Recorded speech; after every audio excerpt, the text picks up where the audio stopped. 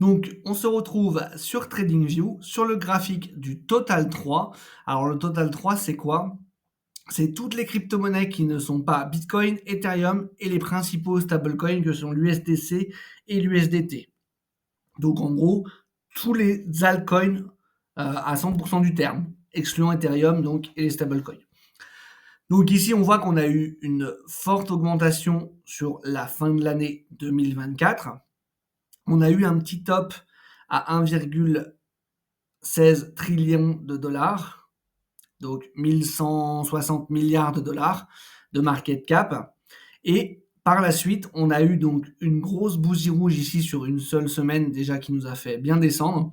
On a rebondi un petit peu la semaine d'après et on a replongé. Il faut savoir quand même au maximum avec la mèche qu'on a ici, on est descendu donc à 846 milliards de dollars. Donc ça nous fait quand même une baisse entre 20 et 25%. À savoir que ça, c'est sur la totalité du marché. Ça veut dire que si la totalité du marché a pris moins 25% en moyenne, il y a des cryptos qui ont pris des gamelles bien plus fortes que ça. Je ne serais pas étonné que certains altcoins aient perdu moins 50, moins 60% de leur capitalisation et de leur prix.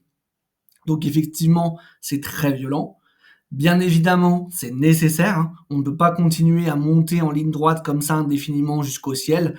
Donc, euh, ces corrections sont nécessaires, sont même bénéfiques, et ça va nous permettre de latéraliser peut-être pendant un temps pour reprendre de la force, pour pouvoir ensuite repartir plus haut, puisque oui, je pense que le bull run n'est pas encore terminé. Peut-être que je me trompe, mais honnêtement, je ne pense pas.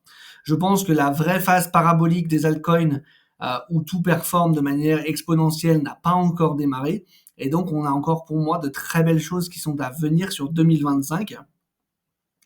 Et je comprends qu'en tant que débutant, quand sur une journée, on a une mèche comme ça de l'enfer qui nous fait une descente apocalyptique, ça peut être très stressant et on peut paniquer et prendre de mauvaises décisions. Et n'oubliez pas que quand on prend des mauvaises décisions, le risque qu'il y a, c'est de perdre son capital, le capital qu'on a investi en totalité ou en partie. Et ce qu'il faut bien que vous compreniez, c'est que perdre du capital, c'est la pire chose qui peut vous arriver en tant qu'investisseur. Puisqu'en fait, votre capital, c'est votre outil de travail en tant qu'investisseur. Si demain vous n'avez plus de capital à investir, vous ne pouvez plus être investisseur puisque vous avez perdu votre outil de travail. Donc il faut rationaliser, il faut dézoomer, il faut prendre le temps et ne surtout pas paniquer et agir précipitamment. Donc on va aller retourner sur le PowerPoint et on va développer un peu tout ça ensemble et voir ce que je vous conseille de faire quand des corrections de marché comme celle-ci se produisent. Et donc, on se retrouve à nouveau sur le PowerPoint. Et donc, on va voir ensemble maintenant ce que je vous conseille de faire et de ne pas faire lorsqu'une correction se produit sur le marché. Donc, déjà, dans un premier temps, on va voir ce que je vous conseille de ne pas faire. Et la première chose que je vous conseille de ne pas faire, c'est surtout de ne pas paniquer. Et c'est ce qu'on va avoir tendance à faire en premier lieu, et c'est tout à fait normal d'ailleurs, hein. Si vous vous connectez un jour sur votre application pour avoir votre solde sur le marché crypto et que vous voyez que ça a perdu 40% par rapport à la veille ou 30% ou 20%, ah forcément, vous allez vous dire: «Ouh là là, qu'est-ce qui se passe? Qu'est-ce que je dois faire?» Et cetera.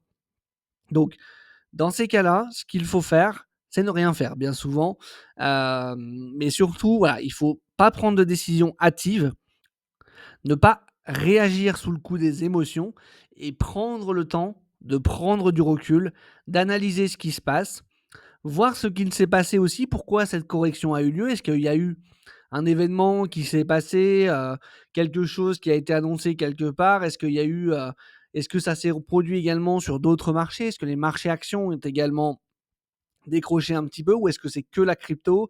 Et en fait, qu'est-ce qui a déclenché, cette correction?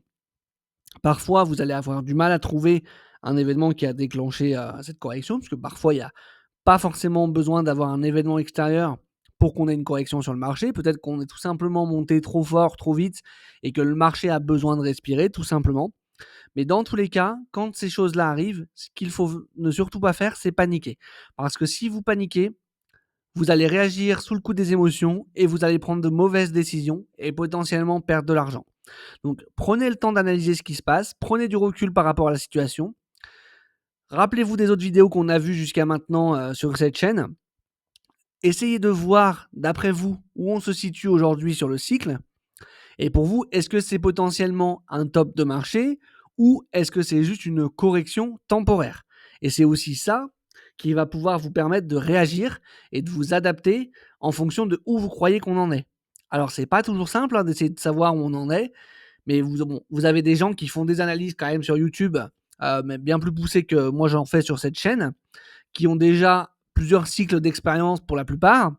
Et quand vous avez quasiment la totalité de ces gens qui vous disent ne vous inquiétez pas, ce n'est qu'une correction temporaire et ça va repartir, déjà, ça peut vous rassurer. Je ne dis pas qu'il faut leur faire 100% confiance, ni loin de là. Trouvez aussi, vous, vos propres indicateurs à surveiller pour savoir si d'après vous, on est sur un top de marché ou si on est juste sur une correction. Mais en tout cas, il y a un ensemble de facteurs à consulter pour ne pas vous baser que sur une seule chose ou sur une seule personne. Mais si vous consultez, je sais pas moi, 3-4 gros youtubeurs en qui vous avez pleinement confiance, plus vous avez vos propres indicateurs qui vous disent que voilà, c'est juste une correction temporaire, dans ce cas-là, ça va vous rassurer, ça va vous tranquilliser et vous allez pouvoir peut-être du coup prendre de meilleures décisions que si vous aviez juste paniqué et dit oh là là mon Dieu, c'est la fin, je vends tout, etc. Donc voilà. Premier conseil, surtout, ne paniquez pas.